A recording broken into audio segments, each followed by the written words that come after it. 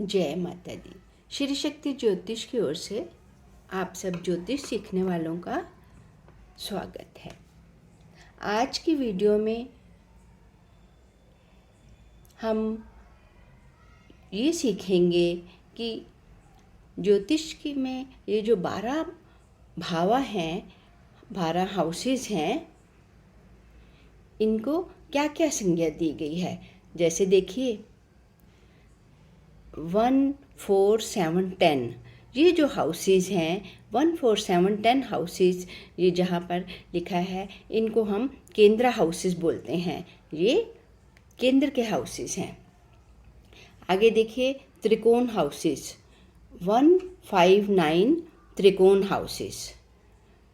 कुछ लोग 5 और 9 को भी कहते हैं कोना हाउसेस, और कुछ लोग 1, 5, 9 को भी कोना हाउसेस मानते हैं, क्योंकि जो 1 जहाँ लिखा है लग्ना जो है इसको हम केंद्रा में भी मानते हैं और त्रिकोणा में भी मानते हैं, क्योंकि लग्ना का महत्व सबसे ज़्यादा है।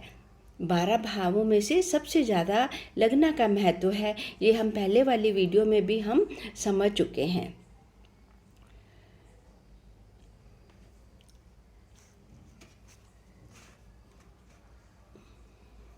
और आगे देखिए 1, 4, 7, 10 केंद्रा हाउसेज हो गए और 1, 5, 9 जो हैं त्रिकोणा हाउसेज हो गए।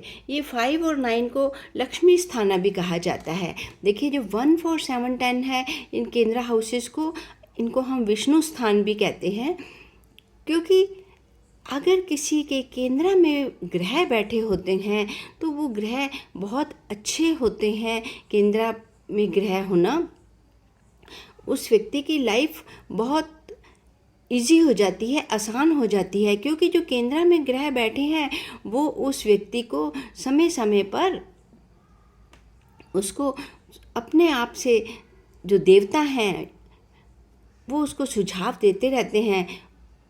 तो उस व्यक्ति का जो जीवन है वो बहुत सरल हो जाता है, जिन लोगों के 1, 4, 7, 10 केंद्र में ग्रह बैठे होते हैं। आगे वो अलग बात है, हम देखेंगे कि अच्छे ग्रह का क्या फल है और बुरे ग्रह का क्या फल है। आगे देखिए, आगे त्रिकोण में 1, 5, 9 त्रिकोण है और 5 और 9 को हम लक्ष्मी स्थाना कहते हैं। देखिए ये विष्णु स्थाना है और 5 और 9 लक्ष्मी स्थाना। तो विष्णु जी के साथ लक्ष्मी जी, तो लक्ष्मी स्थाना मीन्स धन भी मिलता है हमें। आगे देखिए पनफर, पनफर में आता है 2, 5, 8, 11 जो ग्रीन कलर से लिखे हैं पनफर हाउसेस कहलाते हैं। 2, 2, 5, 8 और 11। आगे देखिए अपोक्लिमक्स हाउसेस 3, 6, 9, 12। तो इनको हम इस तरह से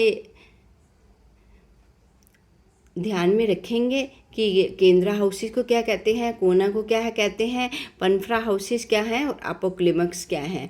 तो इनमें जो ग्रह बैठे होते हैं, जैसे केंद्रा में बैठे हुए ग्रह हमने पहले बताया कि अगर 100% फल देंगे तो जो यहाँ पर बैठे होंगे 3, 6, 9, 12 में, उनके जो फलों में जो है परसेंटेज कम होती जाती है। तो इसकी परसेंटेज पर भी हम एक बनाएंगे वीडियो। यहाँ पर हमने परसेंटेज नहीं लिखी है अभी हम इनको याद करेंगे कि केंद्रा भावा क्या होते हैं, केंद्रा हाउसेस क्या होते हैं, कोना हाउसेस क्या होते हैं, पनफरा हाउसेस और अपोक्लिमक्स हाउसेस। तो अब हम राशियों के बारे में ये देखेंगे कि कौन कौन सी राशि में कौन से तत्व है। अब जैसे देखिए आप नाम से ही है अग्नि राशि, पृथ्वी राशि, वायु राशि, जल राशि। तो अगर अग्नि राशि में ग्रह होंगे तो अग्नि राशि का क्या है कि वो गर्म स्वभाव होगा। अग्नि में आप जानते हैं अग्नि गर्म स्वभाव। तो मेष, सिंह और धनु राशि जो हैं ये अग्नि राशि कहलाती हैं। 1, 5, 9 ये अग्नि राशि कहलाती हैं। आगे देखिए पृथ्वी राशि, पृथ्वी राशि वृषभा, कन्या और मकर, ये पृथ्वी राशियां कहलाती हैं। आगे देखिए वायु राशियां मिथुन, तुला और कुंभा। आगे जल राशियां कर्क, वृश्चिक एंड मीना। अब हमने राशियों को अग्नि, पृथ्वी, वायु और जल के से देखा है, उनकी क्या राशियों की क्या प्रकृति है। अब आगे हम इनको दूसरे तत्व से देखते हैं। अब देखिए ये जो अग्नि राशियां हैं, मेष, सिंह और धनु, अग्नि राशियां जो हैं इनको हम क्षत्रिय की श्रेणी में लेते हैं। और धर्म आयना और ये सत्ययुग। अब हम लोकों की भी बात करेंगे तो सत्यलोक को ये रिप्रेजेंट करती हैं। अब आगे हम देखें जो पृथ्वी राशियां हैं वो वैश्य को प्रेजेंट करती हैं, अर्था को। पहली राशियां जो है धर्म को रिप्रेजेंट करती हैं। ये 2, 6, 10 पृथ्वी राशियां अर्थ को रिप्रेजेंट करती हैं और ये कलयुग को रिप्रेजेंट करती हैं। 2, 6, 10 कलयुग को रिप्रेजेंट करती हैं, वृषभा, कन्या और मकर। आगे देखिए जो वायु राशियां हैं 3, 7, 11, इनको हम कामा राशियां भी कहते हैं। तो इसमें हम शूद्र देखते हैं, जैसे 4 वर्णों में बांटा गया है आप जानते हैं, तो इसको हम इस जाति में लेते हैं। और आगे देखिए तो इसको जो है आगे 4, 8, 12 जो हैं ये जलीय राशियां जो हैं 4, 8, 12 कर्क राशि, वृश्चिक राशि और मीना राशि, ये जो हैं ये इनको हम मोक्ष आयना कहते हैं। आप जानते हैं जो 12 मीना राशि है वो तो आपको सब लोग जानते हैं कि मीना राशि जो है 12वां जो घर है वो मोक्ष का घर होता है। और ये इनको हम ब्राह्मण राशियां भी कहते हैं और ये जो है मोक्ष आयना कहलाती हैं। और ये युग की बात करें तो ये द्वापर युग है और ये जो है ये त्रेता युग है। अब देखिए अब आगे हमने इन राशियों के चर, स्थिर और दुष्भाव के बारे में पढ़ेंगे कि चर राशियां क्या होती हैं। चर राशियां होती हैं मेष राशि, कर्क राशि, तुला राशि, मकर राशि। 1, 4, 7, 10 ये जो राशियां होती हैं ये चर राशियां होती हैं। और 2, 5, 8, 11 वृषभ राशि, सिंह राशि, वृश्चिक राशि, कुंभ राशि, taurus, Leo, Scorpio and Aquarius, ये जो राशियां हैं ये स्थिर राशियां कहलाती हैं। आगे है दुष्भाव राशियां, डुअल राशिस होती हैं 3, 6, 9, 12 मिथुन, कन्या, धनु and Meena, Gemini, Virgo, Sagittarius and Meena राशि। इस तरह से अब इनका चर, स्थिर और दुष्भाव राशि में भी इनका वितरण किया गया है राशियों का।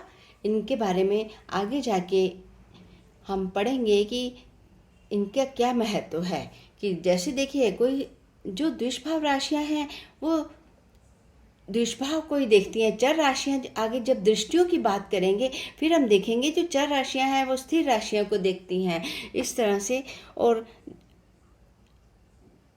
दुष्भाव राशियां सिर्फ दुष्भाव राशियों को ही देख सकती हैं। जब हम राशि दृष्टि पढ़ेंगे तब हम इनके बारे में और पढ़ेंगे। और आगे देखिए अगर कोई चर राशि में प्लैनेट ग्रह बैठा है तो उसकी अलग महत्व है, अगर स्थिर राशि में है उसका अलग महत्व है। तो अभी हमें आज ये याद रखना है कि चर, स्थिर और दुष्भाव राशियाँ। और अब देखिए इसमें जो ऑड साइंस हैं, ऑड साइंस को हम पुरुष राशियां कहते हैं। 1, 3, 5, 7, 9, 11 ये जो 6 राशियां हैं ये है पुरुष प्रधान साइन। मेषा, मिथुना, सिम्हा, तुला, धनु एंड कुंभा पुरुष राशियां, और जो ऑड्स ये इवन साइंस है 2, 4, 6, 8, 10, 11 ये है स्त्री राशियां। इसमें क्या है? टॉरस वृषभा, करक कैंसर, वर्गो कन्या, वृश्चिक Scorpio, Makar Capricorn and Pisces Meena. तो पुरुष और स्त्री का भी इनमें राशियों में विभाजन किया गया है। अभी हम ये भी नोट करेंगे। अब इस तरह से सारे जो चार्ट्स हैं इनके नोट्स बनाते जाइए और आगे जाके हम इन सब का प्रयोग करेंगे जब हमें कुंडली का जब विश्लेषण करना होगा पूरी कुंडली का, तब हम देखेंगे कि पुरुष राशियों में कौन से प्लैनेट हैं, स्त्री राशियों में कौन से प्लैनेट हैं। तो कोई अगर पुरुष राशि में प्लैनेट बैठा है, मेल प्लैनेट बैठा है, अभी हम ग्रहों के बारे में भी देखेंगे कि कौन से ग्रह पुरुष राज्य में आते हैं और कौन से ग्रह स्त्री जाति में आते हैं। तो उससे भी फिर देखा जाएगा कि पुरुष राशि में अगर स्त्री ग्रह बैठा है तो उसका क्या महत्व है। तो इस तरह से अभी हमने ये राशियों के बारे में सीखा कि ये पुरुष राशियां हैं कि स्त्री राशियां हैं। अब हम इन ग्रहों के बारे में पढ़ेंगे। देखिए, जो मेन ग्रह हैं सूर्य, चंद्र, वैसे सूर्य और चंद्र को भी ल्यूमिनरीज माना जाता है क्योंकि ये जो है ये प्रकाश देते हैं, और बाकी जो ग्रह हैं मंगल, बुध, गुरु और शुक्र और शनि और राहु केतु तो छाया ग्रह हैं। अब देखिए, जो सूर्य ग्रह हैं, जो सन है, ये देखिए सन से क्या रिप्रेजेंट होता है। सूर्य किंग, राजा होते हैं, और जो भी बड़े बड़े पॉलिटिशियंस होते हैं, राजनीतिज्ञ होते हैं, वो होते हैं। और जो भी गवर्नमेंट के जो बड़े बड़े सरकार के जो बड़े बड़े नीतियां बनाई जाती हैं, बड़े बड़े डिसीजन ले जाते हैं, वो सब सन का, सूर्य का काम होता है। आगे देखिए, चंद्र, मून जो है, अब सन जो है वो किंग है और मून जो है वो रानी, क्वीन है। और देखिए, जितने भी जो बड़े बड़े ब्यूरोक्रेट्स होंगे जो कि गवर्नमेंट की पॉलिसीज़ को आगे जाके चलाते हैं, पॉलिसीज़ बनाने वाले तो यहाँ हैं, लेकिन जो एग्जीक्यूट करते हैं वो सब मून की, चंद्र ग्रह के इसमें आते हैं। आगे देखिए, मंगल ग्रह का क्या काम है कि जितने भी आर्मी के, पुलिस के और सिक्योरिटी के काम हैं और जो सुरक्षा के काम, ये सब काम मंगल के हैं। आगे देखिए, बुध जो है वो बुध का काम है जैसे बैंकिंग का और ट्रेडिंग का। और आगे देखिए, बिजनेस का, ये सारे काम बुध के हैं। अभी देखिए, एक जो ग्रह है उसके कम से कम हमें 50-100 उसके विशेषताएं लिखनी है। अभी हम जानकारी के लिए मोटे मोटे तौर पर समझ रहे हैं कि किस ग्रह की मेन रूप से क्या विशेषता है। बाकी अब जब हम दशांशा के बारे में पढ़ेंगे, बिजनेस के बारे में, ऑक्यूपेशन के बारे में, 10th हाउस के बारे में, और फिर हम इनकी और क्वालिटीज़ को पढ़ेंगे कि किस ग्रह से क्या काम होता है, किस ग्रह से क्या काम होता है। अभी हम इनकी मेन जो है विशेषताएं वो कर रहे हैं। अब गुरु देखिए, जुपिटर गुरु क्या होते हैं? मंदिर के जो पुजारी होते हैं, और मंदिर के या चर्च के या कोई भी रिलीजियस प्लेस होता है, और जितने भी एस्ट्रोलॉजर्स होते हैं वो इसमें आते हैं गुरु ग्रह से। और आगे देखिए, शुक्र ग्रह जो होते हैं ये होते हैं एंटरटेनमेंट, जैसे एंटरटेनमेंट, सोशल वर्कर्स होते हैं, और जितने भी डांसर्स होते हैं और ये सब शुक्र ग्रह में आते हैं। आगे देखिए शनि, शनि ग्रह जो होते हैं इसमें आते हैं लेबर क्लास के लोग। देखो शनि क्या कहता है कि काम करो। शनि ग्रह हमने पहले भी इसके बारे में पढ़ा है कि शनि जो है वो काम करवाता है। अगर किसी भी व्यक्ति की कुंडली में ये जुपिटर, गुरु ग्रह या बुध ग्रह या मंगल अच्छे नहीं होंगे, अगर शनि, तो वो जो व्यक्ति है, अगर वो व्यक्ति है जो शनि के काम जो करते हैं, लेबर क्लास के लोग जो होते हैं, तो हम देखते हैं कि उनकी कुंडली में कुछ ऐसे ग्रह होते हैं कि वो लोग, एक तो उनका जो थर्ड हाउस होता है ना, पराक्रम का हाउस, पराक्रम के हाउस में कुछ या तो बुरे प्लैनेट बैठे होंगे या कुछ ऐसा होगा, क्योंकि वो लोग जो हैं उससे आगे बढ़ने का पराक्रम नहीं करते हैं, इसलिए वो आगे नहीं बढ़ते।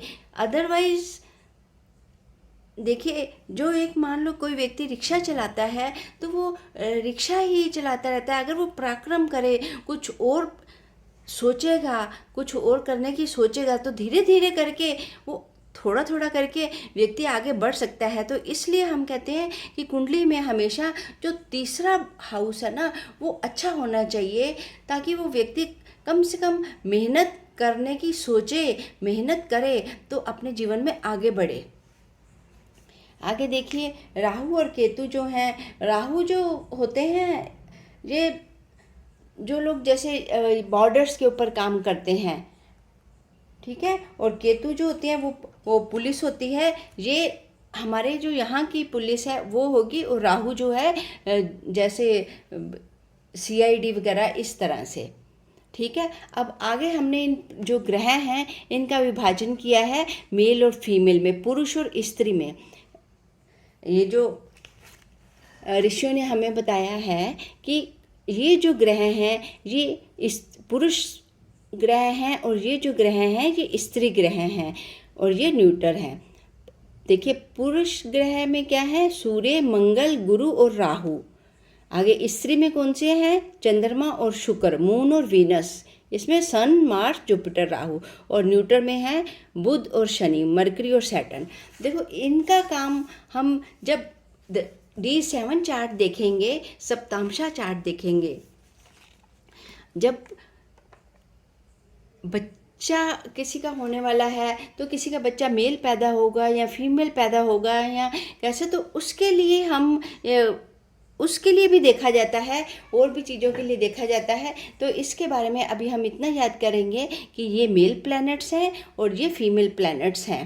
आगे देखिए, आगे हमने जो ये ग्रह हैं इनको, ये आगे ऋषियों ने इनको सत्व, रजस और तमस की कैटेगरी में भी बांटा है कि सत्व, ये जो हैं ये सत्व प्लैनेट्स हैं, ये सात्विक प्लैनेट्स हैं। कौन कौन से, सूर्य, चंद्र और गुरु, इनको सात्विक प्लैनेट्स की श्रेणी में रखा गया है। आगे बुध और शुक्र, जो बुध और शुक्र जो हैं उनको रजस प्लैनेट्स की कैटेगरी में रखा गया है। आगे देखिए मंगल और शनि को तमस प्लैनेट्स की कैटेगरी में रखा गया है कि ये तमस प्लैनेट्स हैं। जैसे कि आप नाम से ही देखिए, जो गुरु हैं वो सत्व प्लैनेट है, मून है वो सत्व प्लैनेट है, सूर्य है वो सत्व प्लैनेट है। हालांकि थोड़ा सा सूर्य में जैसे ईगो होता है या कुछ है, लेकिन इनकी कैटेगरी के हिसाब से इनको सत्व प्लैनेट्स में रखा गया है। गुरु जो है सबसे अच्छे सत्व प्लैनेट्स हैं गुरु। और तो जो तमस प्लैनेट्स होते हैं, तमस प्लैनेट्स से हमें इनके बारे में हम आगे जाके पढ़ेंगे कि तमस प्लैनेट्स के क्या बुरे प्रभाव पड़ते हैं, वो किस घर में होते हैं, किस दृष्टि से क्या योगा बनते हैं, फिर उनके जो तामसिक प्रवृत्ति को प्रभावित करते हैं। अब देखिए, अब हम कलर की बात करें तो जो सूर्य का कलर होता है, सूर्य का कलर होता है रेड कलर, और चंद्रमा का कलर होता है वाइट, मंगल का कलर होता है बिल्कुल रेड ब्लड कलर होता है, लाल रंग जो बिल्कुल, और ये जो थोड़ा कलर होता है थोड़ा रेड कलर डार्किश में होता है। और बुध जो ये होता है ग्रीन कलर, और जुपिटर गुरु का होता है येलो कलर, और शुक्र का कलर होता है ब्राउन या डार्क ब्राउन। और आगे देखिए शनि का कलर होता है डार्क ब्लू।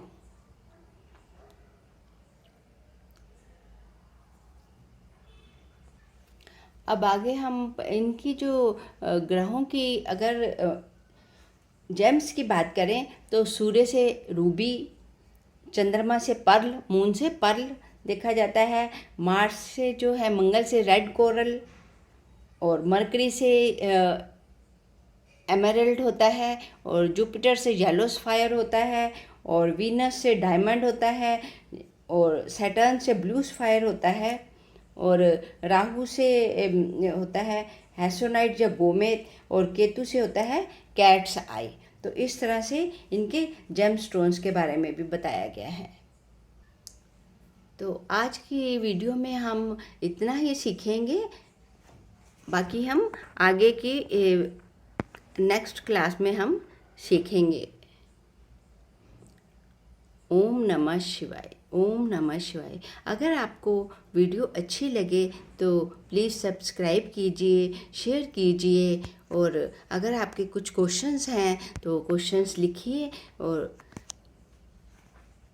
और वीडियो देखने के लिए आपका बहुत बहुत धन्यवाद। आप इसी तरह इस चैनल से जुड़े रहिए, और इस तरह से हम वीडियो बनाते रहें, और आप नोटिफिकेशन बेल आइकन को दबा दीजिए ताकि जो भी नई वीडियो आए आपको उसका नोटिफिकेशन मिलता रहे। ओम नमः शिवाय, ओम नमः शिवाय।